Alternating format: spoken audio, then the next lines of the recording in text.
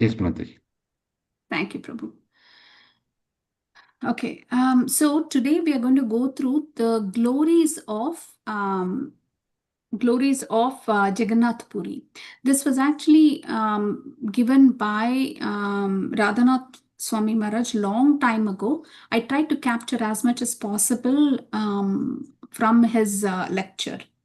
So, the reference for this lecture is taken from many scriptures: Agni Purana, Matsya Purana, Narada Purana, Skanda Purana, and Purushottama Kshetra Purana. There is a Purushottama Kshetra Mahima. There is a book already on that. It is taken from that as well. So, based on this, the history of Jagannath Puri was actually recited by Vyasadeva ji. In his recitation, he actually talks about an incident which happened long, long time ago, where all the sages headed by Jaimini Rishi were in the forest. They were discussing about the scriptures. They were discussing about the glories of different practices, and they were discussing about how to perform bhakti and things like that. When they were doing that, what happened is suddenly Jaimini Rishi spoke about a sacred place on this planet. And then suddenly everybody's curiosity got alerted, and all the rishis asked him, please tell us what is the most sacred place on this earth. And then Jaimini Rishi starts off narrating this story, saying that there is a very, very sacred place in the middle planetary system where Lord Vishnu only resides. Actually, that place is very glorious, not because of any incident which happened, but Lord Vishnu himself resides in this place. And then they say, can you tell us a little more about how this place becomes glorious and how Vishnu actually comes and lives here? Then he starts off talking about the Karunadayakashai Vishnu, how he creates all these different universes just by his breathing process, right? Just by his breathing exhalation, he creates all these universes. And then Brahma was given the task, right? Visarga was given to Brahma, but Brahma could not do anything. Everything was stagnant, everything stood still, and he couldn't do much. At that point, Vishnu again casts his glance at that universe. When he casts his glance, his Shakti comes through as time. Okay? Kala Bhairava, that is the name Shiva has, Kala. He comes as Kala and he agitates and he energizes everything, so creation starts. Now, Brahma is doing the creation. As he is doing the creation, he becomes very, very depressed. Why does he become depressed? Because he knows what this loka is, why this loka is getting created, and the entire loka is Janma Mrityu Jara Vyadi Doshana Darshanam, Dukkha Dosha Darshanam, this Jagat is. And that's why he becomes very sad. What is that? Janma Mrityu. Janma we know, Mrityu we know. Jara is old age. Vyadi is diseases. Dukkha doshanu darshanam. Dukkha is there. To experience that dukkha, we come here. To experience that and to see it from our own eyes, we come into this world. And also, we come into this world because of the karma pala that we have, right? We've done a lot of karma. What is Janma and Mrityu? Janma is the starting point of our karma. Mrityu is when we have accomplished or completed that karma. Whatever karma we were supposed to do, we've completed. That is when death comes to us. Right? End of karma is death. Beginning of karma is Janma.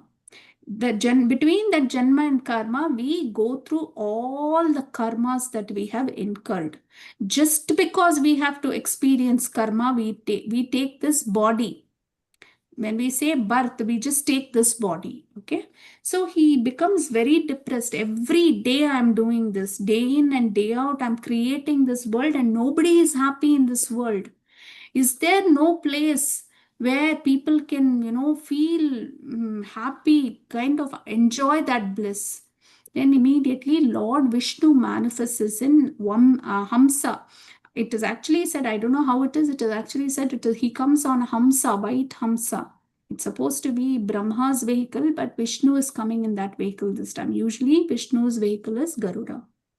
He comes there and he tells Brahma, don't be so depressed. There is a place, very beautiful place where, such things will not happen. He actually asks Vishnu, when Vishnu comes, is there no end to this problem? I feel very compassionate to all these people that I'm creating, all these living entities. Is there no place? Immediately Vishnu responds, of course there is a place, and that is my abode. And he gives the direction to that place. He says, north of the sea, south of Mahanandi River. Okay, it is 80 square feet miles, and it is Blue Mountain, that is Neelachala Mountain is there. In that Neelachala Mountain, there is a blue sapphire deity. Who is that blue sapphire deity? Along with his consort Lakshmi Devi is present. The blue sapphire deity is none other than Neela Madhava.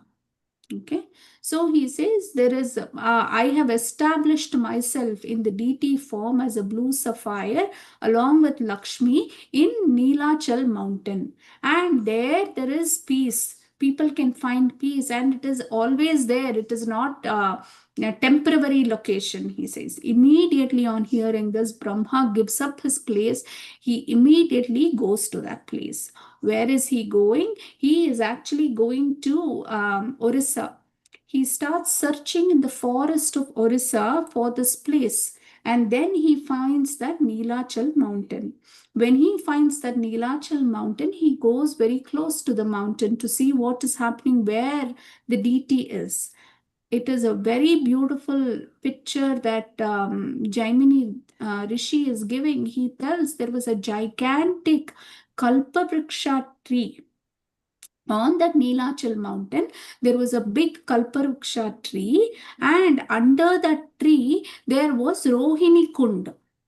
And something astonishing happened as Brahmaji was looking at this. What happened? There was an ordinary crow which was flying on that Rohini Kund. It got thirsty. That crow comes down, it swoops down, and it drinks a little bit of water. As soon as it drank that water, it gave up the crow body and it got a four-arm Vishnu form.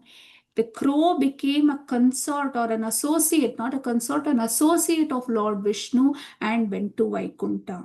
Just by drinking a little bit of water, all the sins that the crow had was wiped out. It became a associate of the Lord. So that is the mahima of that place. So the transformation into that four-hand form could not have taken place without the sins being wiped out from that crow, right? So that place and that water had so much power that it could wipe out all the sins. Now Brahma starts offering prayers to Neeladri or Neela Madhava. He starts offering prayers to Neela Madhava. And when he is offering those prayers, Yamaraj ji comes down. Now Yamaraj ji is at a puzzle. Why is he at a puzzle? He says, see, you have given me a service, O Lord. He's talking to Vishnu here. He says, you've given me a service to punish people who make mistakes. Now you are saying that whoever comes to this Neelachala, their sins will be wiped out. If everybody comes here, their sins are wiped out, I cannot do my service. So it is very bad thing that I'm not able to do my service. So he gets very puzzled. Then Lakshmi responds to him. What does Lakshmi say? Lakshmi says, this is Purushottama Kshetra. Nobody can has control over this area except for the Neelamadava and Lakshmi Devi. Nobody can, it's not under anybody's control. Even Yamarajji, Shivji, Brahmaji, nobody can control this place. The power of this place lies only with Vishnu. So you cannot do anything, Yamarajji. Whoever comes here and takes the, benediction or association of Neelamadava, they will be delivered. That is the rule, she says. Then she says one more thing which is very interesting. She says, even at the end of the day of Brahma, this place does not get vanquished. Okay, this place does not get vanquished, because if you look at all the other places, they all get vanquished. That means they get submerged in water, but not this place. That is what Lakshmi ji says. And also, there is a reference to this place in Vrindavan Das Thakur's Chaitanya Bhagavat. There it is said that, and he quotes, Vrindavan Das Thakur quotes from Skanda Puran.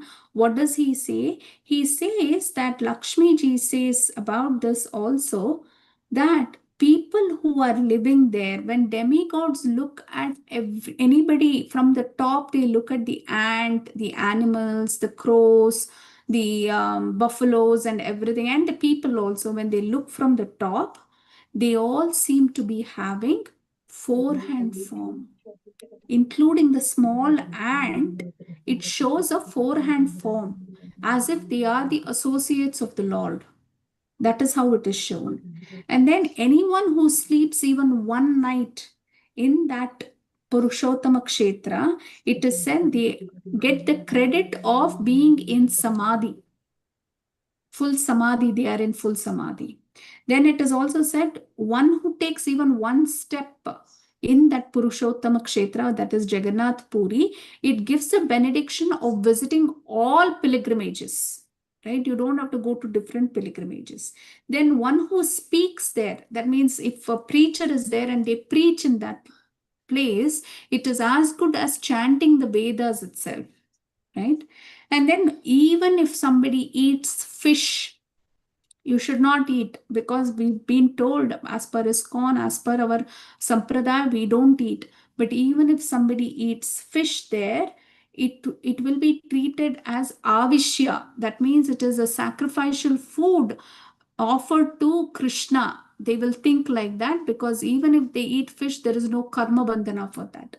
So it is said that when we visit that place, when we see people, locals there, and they are eating meat or doing, we should not offend them, because they are part of demigods. Whoever is living there even today are supposed to be demigods, they say. Right? So we cannot offend them. The place is so sacred. And like the most holy places, Lakshmi ji says there is also another story of Markandeya Rishi. Okay, and she says this story to Yamaraj ji and Brahma, just to prove how this place is going to continue even after the Pralaya. At the end of Brahma's days, everything is filled with water, right? And that time Pralaya happens. But this place will not get wiped out. And how she says that? Once upon a time, there was Markandeya Rishi who got the darshan of the Naranarayana in Badrikashram. And he got a benediction to live for 7 kalpas. What is a kalpa? A kalpa is 1 day of Brahma, right? It is including the day and night, both. One kalpa is 1 day of Brahma, or half a day of Brahma is one kalpa. So he got the benediction to live for 7 kalpas. Usually, what happens is there are 3 ways we kind of die. What is that? The first one is at the end of Brahma's day. That means every time Brahma goes to sleep, whatever he has created will get wiped out. Okay, that is the first one, first devastation. Second devastation is after Brahma completes 100 years, again there is devastation. The third time is when we give up the body, right? When our soul gives up the body. So there are 3 kinds of devastations, which is mentioned even in Bhagavatam. So here, Markandeya Rishi actually got the benediction to be alive even after 7 days of Brahma, 7 kalpas of Brahma. So what happened? During the day of Brahma, Markandeya Rishi used to enjoy because it is daytime and he is also happy. But during the night, it used to be very difficult for Markandeya Rishi. Why? Because the water is closing on him. Every time the water is submerging everything. And there are a lot of whales and all aquatic animals trying to pounce on him and eat him. But they will not, because he has the benediction of 7 days. And everywhere he's seeing devastation. It is total darkness. There is nothing at all in the existence, and it's very difficult to see it. When you see tsunami once itself, it is very difficult. This is multiple tsunamis happening continuously, right, for millenniums after millenniums, because that kalpa, one kalpa is long time. 10 into x is equal to 4,32,000 years. So you can imagine how long it is, right? At that time, what happens? He sees a island. There is the only one island he sees. On that island, he sees a banyan tree. Okay. And in that banyan tree, he sees a beautiful baby. He goes closer to that island and to that tree to see who that baby is. The baby is, what is that? Indranila gem. He is that color, blue color he is in. And that baby is very beautiful with lotus petal like eyes. Playfully, he's taking his toe and putting it in the mouth. That is none other than Krishna himself. The baby Krishna looks at Markandeya Rishi. Where he looks, he just gives us beautiful smile at Markandeya Rishi and he inhales.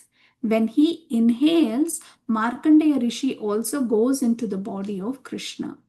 But he's still alive because he's supposed to be alive for 7 kalpas. Okay, he's still alive. Within the body of the Lord, he sees the 14 planetary system. He sees all the upper planetary system. He sees Indra, Chandra, all the demigods inside. He sees the Himalayas. He sees all the land, all the Bhumi. He sees Bhumi also. And then he is so mesmerized. By then, the Lord actually exhales again. And Markandeya Rishi comes out. By the time he comes out, what happens is the night is over and the day has started to begin. And Brahma has again started to create. But that happiness of seeing the Lord is so much for Markandeya Rishi that all his suffering, all his distress of seeing this so many tsunamis and devastation goes away in fraction of a second of seeing the Lord.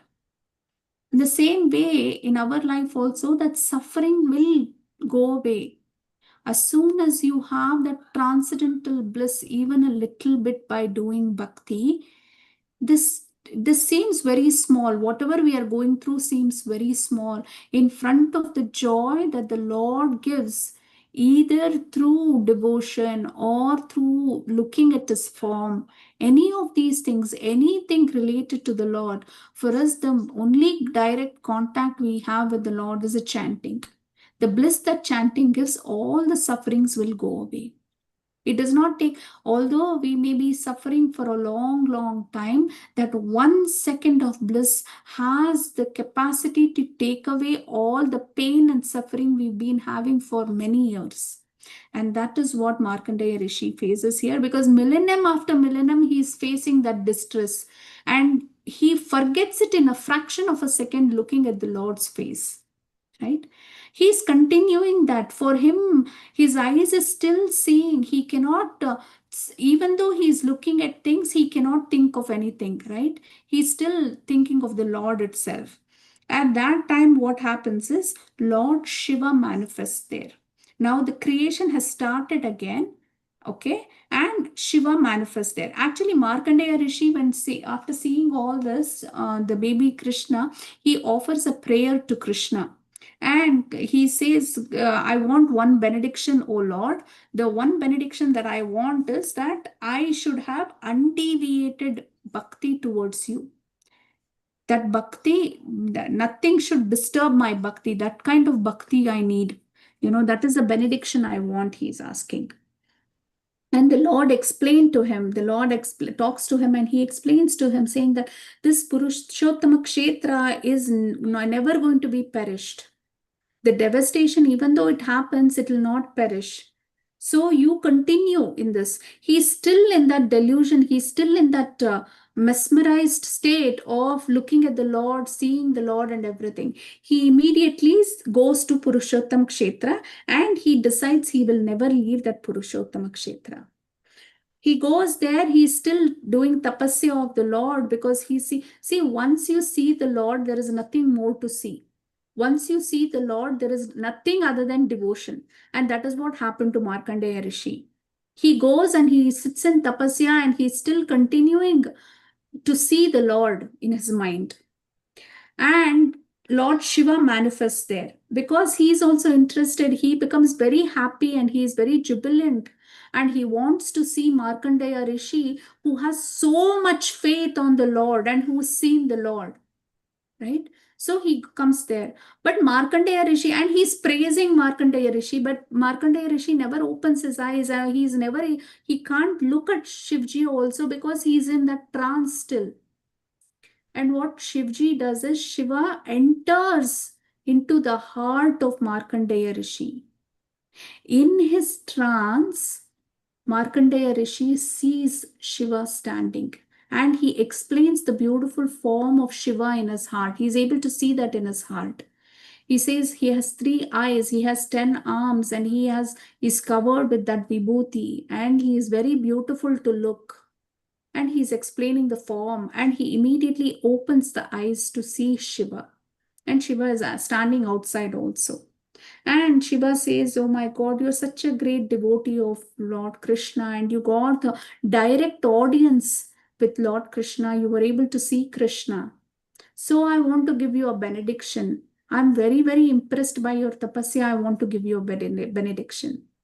And then Markandeya Rishi says, "I want nothing, nothing at all. Just this unflinching bhakti to Krishna, and no matter what happens, I should be in bhakti. No matter what happens, I should never forget the Lord. If you can give me that." And he also says one more thing. He says, "I always want to do bhakti to the Lord and devotees of the Lord like you." He does not just want to do bhakti to Krishna. He wants to do bhakti to all the devotees who are, in unflinching faith, like yourself, he says. And then Shiva says, okay, he benedicts whatever vara he asked him.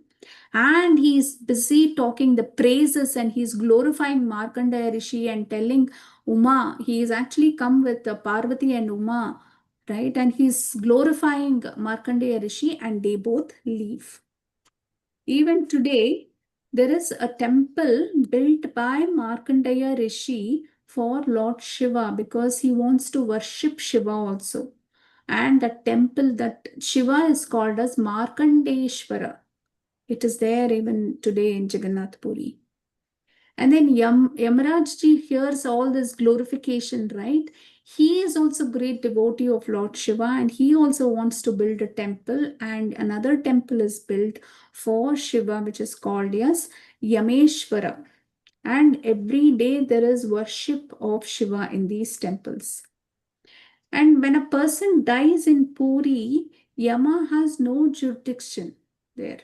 Yama cannot do anything. He has no influence there. They directly go to Vaikuntha Loka. Whoever dies in Jagannath Puri, there is no rebirth for them because it's Lord Vishnu's abode. Now, who is telling the story? Can anybody guess? Remembers who is telling the story, Markandeya Rishi's story?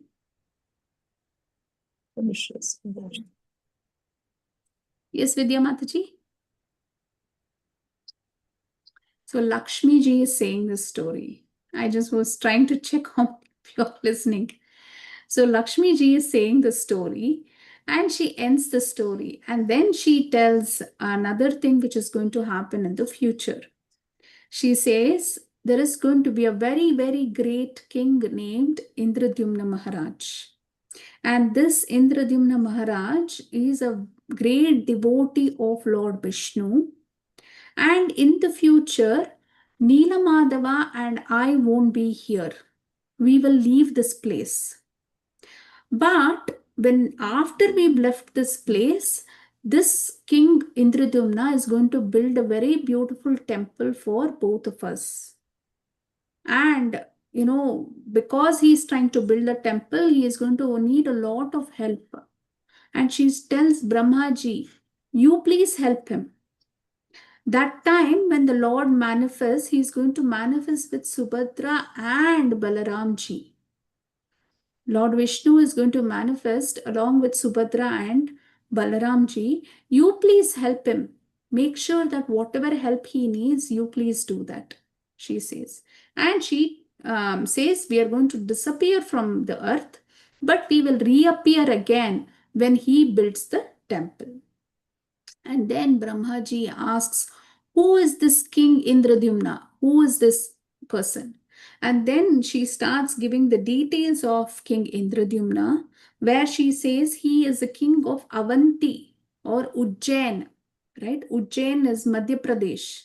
He is a king there. He rules by staying there, but the entire world is under his control. And he is a very devoted bhakta. But for him, he looks at all, he goes to a sadhu and he says, I have all kinds of opulence. You name an opulence, I have it. But I'm still sad because I want to see the Lord face to face. That is my itcha. If I can see the Lord, my life is satisfied. Being in the human birth, it is for self-realization, and I'm not able to do that taking care of this Rajya. What can I do? You tell me. And that sadhu starts narrating the story of this Neelachala. And he talks about Neelamadava and Purushottama Kshetra. And he says, if you can somehow or the other go to this Purushottama Kshetra, then you will be able to see the Lord face to face. That is the best thing that you can do if you want to see in this life itself. If you want to see, just go there. And then he says, how do I know where it is? The sadhu says, as a child, I had gone there. I had seen the Neelamadava, the blue sapphire deity I have seen, right? I want you to see. Because I gave you this, don't give me any remuneration because I'm a sadhu, because I told you I'm putting you at ease, don't give me anything. My remuneration is you go, you take yourself to that place. That is the, dakshina you give me. You please go, he says.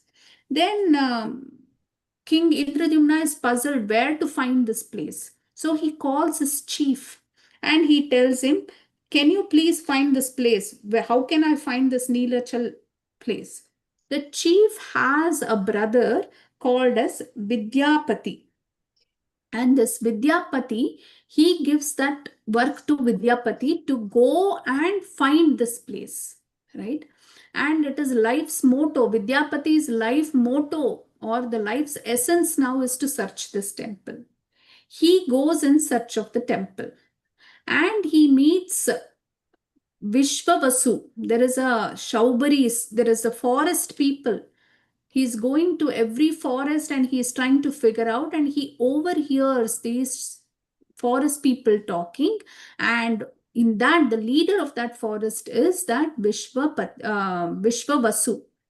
And he goes and approaches Vishwavasu and he says, do you know this Neelachal mountain and Neela Madhava? There are different scriptures writing the story or the what has happened. Maybe it happened in different kalpas in different ways. Some say that Vishwavasu was ready to show Vishwapati that place, Vidyapati that place. Some people say he wanted to hide that. He didn't want to show that.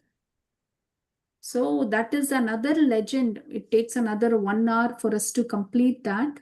So that is where we can stop for today, where he goes in search of it, and then they will not tell him. He will get married to Vishwavasu's daughter itself. He will stay back there because he has promised the king that he will find out Neela Madhava and come back, right?